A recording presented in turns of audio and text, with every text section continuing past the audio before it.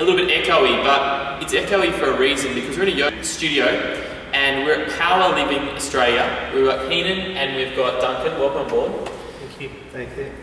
And we're sitting on yoga chairs, or I don't know what the chairs, but we're not sitting in a typical office here, but we're talking about business. We're talking about everything about yoga and business, and I thought, what a better way, let's come to the best of the best. You guys are leading yoga, I guess, teachers. You run a lot of different platforms called Play. You also have 3 studios, coming nearly 5. We see a lot of yoga teachers out there struggle a little bit. So I wanted to figure out what you guys are doing successfully and how can others duplicate your efforts, or try to duplicate your efforts, to get a golden tip and something strategy that they can use in their classes as well. Yeah. So tell me, where does it all started? Why are you guys so passionate towards yoga? It actually started right in this room. Right. The business side of it a good 9 years ago now, 8 or 9 years ago, and we had such personal transformations in our own yogic journeys that started around 15, 20 years ago, that we just wanted to share that with other people, and we just naturally evolved into teaching the skills that we've been practicing. And I think a lot of it was the right timing in the Australian market, but it all came together and we opened our first studio, and it quickly became the busiest studio in Australia. What year did you open the studio? So it was 10 years ago, you said? 2004. Yeah, 204, 205, sort of that sort of time. So yoga, was it taking off? I mean, was it a talking thing, wasn't it, around that time? It was starting the phase, wasn't it? Yeah, there was still the very traditional yoga in Australia, but there wasn't a contemporary yoga brand. Sure. Bikram had started to pave the way for that, and then we sort of came in with a couple of other businesses and started to pioneer, especially in the contemporary vinyasa yoga, power yoga, what we call it, methods. I think what we've offered is a more accessible style of yoga. Accessible style. Accessible style, yeah. So people would normally consider yoga, a lot of people think it's for hippies or for women, and perhaps they're now looking at this brand Power and stepping through the door and find that in fact their whole lives are transformed through this process of yoga. So they come for the exercise, but they get a whole lot more. Well, when I walk through the stairs coming up here, you can see the transformations on the walls, you can see the photos, you can see it was energy. And obviously that transforms into a successful business when you can create that kind of atmosphere. Sure. Some call this the house of positivity. Right. House of positivity. House of positivity.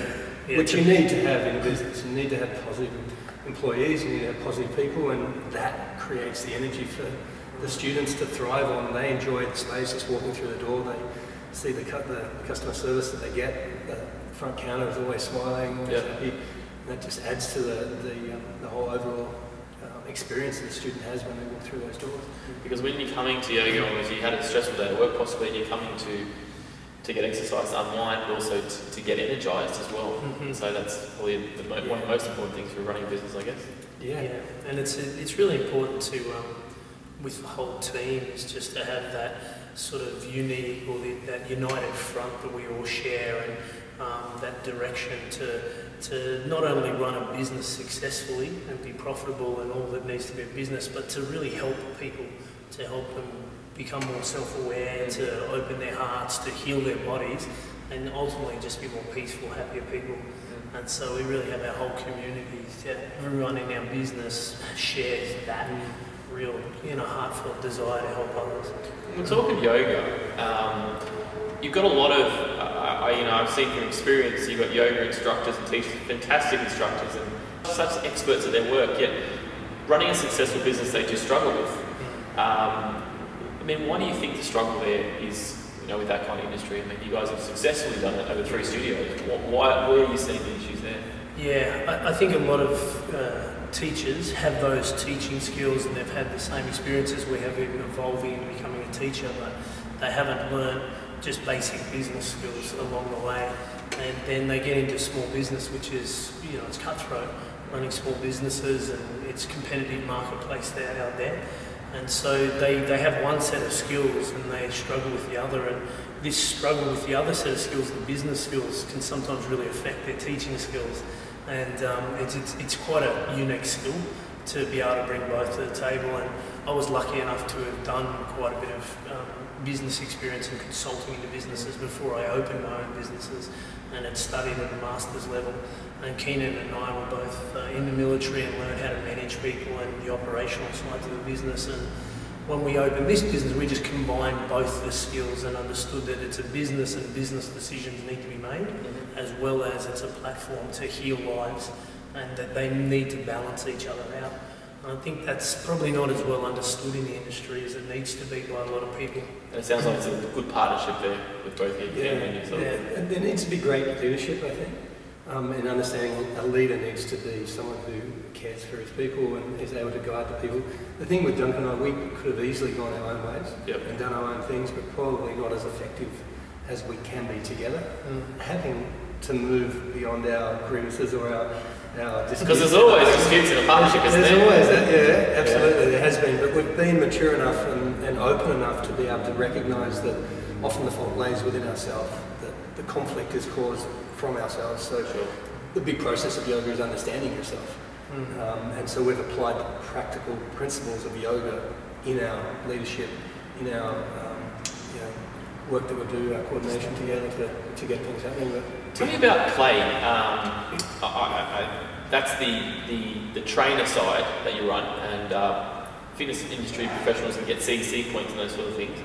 How did that come about? I mean, I'm assuming you had the yoga centre for a few years, and why go down that path? We needed teachers, and I was training teachers, and so we just evolved that into a course initially. And initially it was targeting personal trainers and trying to help improve the way yoga was taught in gyms, just so that there was a better understanding, because it feeds all the boutique studios who are more traditional or just a little bit deeper in their approach with it. And then, just as we got a bigger community in this studio and we started to open other studios, we started to have a lot of people wanting to train with us and understand how we approached a very contemporary methodology. And it just came about that it was a very popular course, and it's something also that we really enjoy doing. It's probably the pointy end of the business is training other teachers and getting it. The cool stuff, you can give back.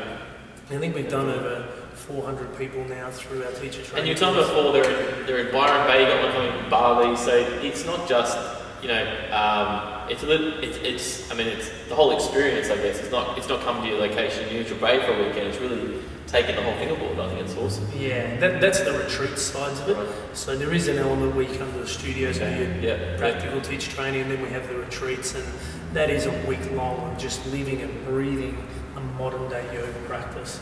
And they're so transformational in their nature.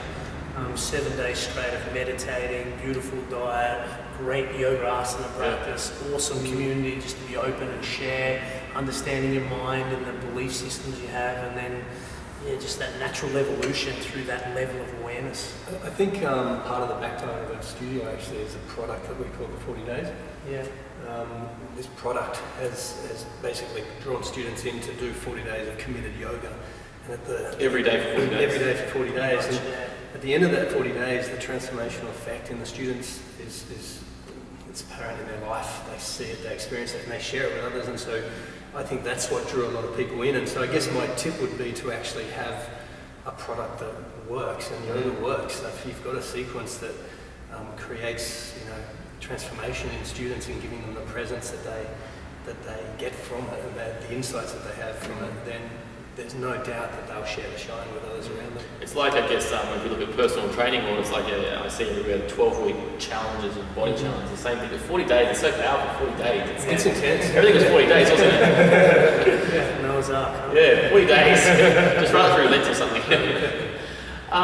So where to from now? I mean, you said you run the courses for the students 4 times a year. Is that the plan, to continue to go down that path? Is there more students to train that want this experience? Yeah, I think that the Australian yoga market is only on the verge of quite a steep increase, and we're already seeing that with the response. I think it's more of an expanding consciousness sort of growth that is happening and will show up in different ways. And I think even personal trainers are adapting that to the way they train. They're bringing philosophy into, a holistic way of training people as opposed to just the old raw, get big and get strong and get lean. So I think there will be that for play. We want to grow organically and we want to keep a high quality of teaching standard and just allow us to really naturally grow. But we've got the extra 2 studios opening in Melbourne soon, and we probably add an extra couple of courses, but maybe increase the size of the courses and just continue in the same sort of direction. One thing that I wanted to mention when we were talking about the business side is I think it's really important to have mentors. I've been lucky enough to be mentored by people in America who've done similar things than what we're doing in Australia, and I couldn't express enough how important it is to just find people who've been fairly successful in there and take them out to lunch and don't say a word. Just ask them questions and just listen. Yeah. I've been involved in a lot of mentor relationships where the person being mentored is the one doing most of the talking, and my way is just to go and sit with them and listen to them and take on what's beneficial. But I think it's very important to learn by what others are doing. Well, that's a good tip. Just take out for lunch and just be quiet and just listen. And then pick up the bill. That's the most important. It's good. So let's talk about the studio again. I mean, what sort of numbers are you turning over on a weekly basis to this place? They sort of range between all 3 studios, between 1,000 to 2,000 people a week. Coming in, Visits, so it's probably 1,000 people a week that are sharing the space, and there's around 20,000 on our database. It's an incredible business, and that's about 40 classes there, about 40. Yeah, 40 odd classes. Yeah, you get 90 people in this room. Sometimes people right next, and then other days you have the smaller classes. And we have 3 styles of yoga, which again has been a secret to the success. Is we have a power vinyasa, which is the strong, really heated, strong flowing method, which really is the core product of our business. And then we've evolved that into a non-heated practice that's still a very flowing, we call that power line. And then we've also got the yin sort of gentler style that's longer holds, and without getting too technical, they work on different tissue within the body and have different effects. But those 3 together really combine a complete practice that should be used with different times in your life and different stages where you're going through mentally, energetically. And so the product of powerlifting has evolved to hold that, and then the basics classes that prepare you for any of them. And we have a very standardised process that we train our teachers in, but rather than just saying, this is it, this is your exact word for word what you say, and this is the sequence, we give them around 20 to 30% sort of creative expression so that they can keep a similar methodology each class, so the students have a familiarity of the process, but the teacher doesn't completely die. That's important with such a creative industry we have. We need to put our own touch to things, don't we? Yeah. But on the same hand, it's also equally as important for the students to know what they're going to get. The standardisation. To get that standard product, so they have no doubt what they're going to get, what they're coming for. And I think that's probably one of the biggest things I see in the industry is that people don't understand that. Because yoga teaching is very creative, they give them complete creative expression, and students get such big shifts in experiences, and they rather find what they like and get a similar experience each time. So we've been able to balance both of those. And I noticed that you mentioned the word power as well. I know your brand's called Power, but the class is called Power too, and to me it's a great marketing exercise you're using there, because it's not just you're doing a yoga class, you're doing something that's so powerful. Like, it's power, it's a good key word that you use and carry on to every single class. It's quite smart. Yeah. Even the word powerlifting, I often refer to in a class, and powerlifting is being happy. It's a powerful way of living, is being happy, being open, being full of love. So it's certainly a name that is, I think, well used in the business that relates to what we do. And we weren't always called powerlifting. When we initially opened, we were called Yoga Flow. Yoga Flow. And then we had basically a vision was mentored by a really great guy, and just sort of saw that, wow, it's bigger than just flowing yoga. Play is about a lifestyle. It's about a way of being in the world. It's not just about stretching. It's so much bigger than that. Well, I think you create your own brand, really. I mean, anybody, put the word yoga and people know what the business is, but when you can create your own brand, be confident that's the brand, you're creating something really special. Yeah. And last question, I mean, how many yoga classes do you run? Do you know numbers in Australia? I mean, what sort of numbers we're looking at in regards to classes or studios even? I think there's about 900 boutique studios. We would fall into that category around Australia. That's quite a lot. Yeah, and then every gym on top of that. So your Virgins and your Fitness First, etc., have a good 10 to 20 classes at least a week. So tell me the difference between a class like this and a class at a commercial gym, larger gym. If you've got the right instructor into those places, I'm not sure if they do or not, can it be still the same atmosphere and the same effort and energy that you're going to get out of the class? I think you can definitely have moments where you can get very similar experiences for the student on the mat. But the overall process of the welcoming at the front door, the feeling like you've come home, the friendships you have in the communities, definitely aren't as apparent in the bigger commercial gyms. We work with the commercial gyms and have contracts with them to help them improve that. Yep. But it's something that's very hard to control once you get bigger than the size we are, which is one of the reasons why we stay the size we are, our boutique studios, is so that you can build a really close-knit community and have that experience for the student. As soon as they walk up that top stair, they feel like they're in a place where they're just welcome, they're not judged, they're familiar, and it just creates a very yogic environment from the moment they walk through the door, as opposed to having to do the work on your mat to get you into that state of consciousness. Makes sense. I think if at a gym there's efforts needed to be made to help bring students in line with the yoga philosophy of understanding mobile phones left outside. That's a big one I've always Damn it. Just in teaching at gyms, you'll get phones ringing and you get people answering the phones during the class. And really? You get people up and coming and leaving early and arriving late. And so if gyms can work through those little teething issues and try to get a standardisation, then there's... experience with every class. That's right. And build community. I mean, we thrive on having our students introduce each other before every class, and just builds community. It's great. So simple, isn't it? Just introduce yourself. Yeah. Create such energy around. Yeah, exactly. First lesson of yoga, be open. That's amazing. Yeah. Tell me, just to wrap it up, we love to hear, I guess, the success we just heard. What are the struggles? I mean, you've got to a point now, and you've got 3 studios, 2 more coming. What are the biggest struggles in having these successful businesses where they are today? I think there's been quite a few. One of them's been understanding the purpose, the core purpose of what it's about, and staying true to that, even when you may be judged by other people.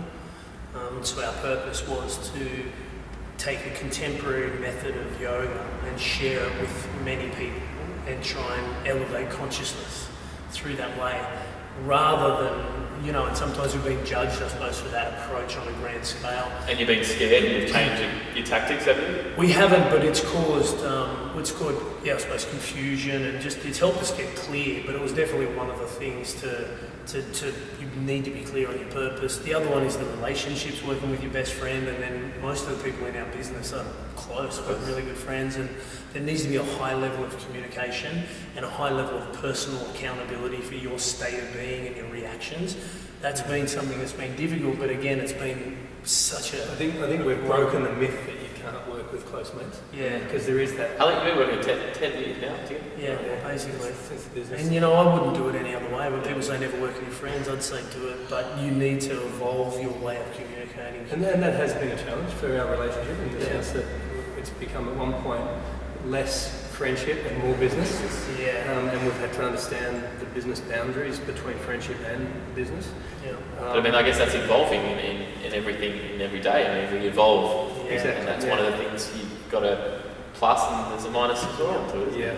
And then the personnel and making the right business decision when you're in such a moralistic, like yoga's such a high moral sort of practice, and then having to make the right business decision so the business can survive, and not only survive but thrive. Sure. And being comfortable with the success that you can have and still honour your yoga practice.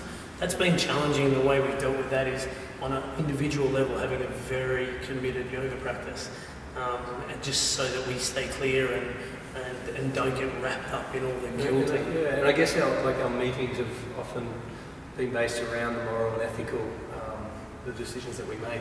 What are the moral and ethical effects of our actions? Sure. And just basing it upon those, following our values, have allowed for might not always appear the right choice at the time business-wise, but those value-based decisions that we make can actually help us just follow a due course that's led us to success, I think. So. Yeah, definitely. Great insights, guys. Great insights. We have to leave there. But where can, I guess, the next course you're running, where can they go on your website, Powerliving? Yeah, powerliving.com. We'll put it up on the screen, that sort of stuff. And I think, I mean, having those sort of courses doing that would be, a benefit for any personal trainer or gym and wants to really get the real yoga into their place. Sure. I think having a foundation of yoga in a gym environment, even from a personal trainer's environment, can just impact their life personally and give them a whole new, fresh way of dealing with their clients. Yeah. I'm loving the smell and aroma in here. It's like, I'll stay around for a class. But thanks a lot, guys. Thanks for watching.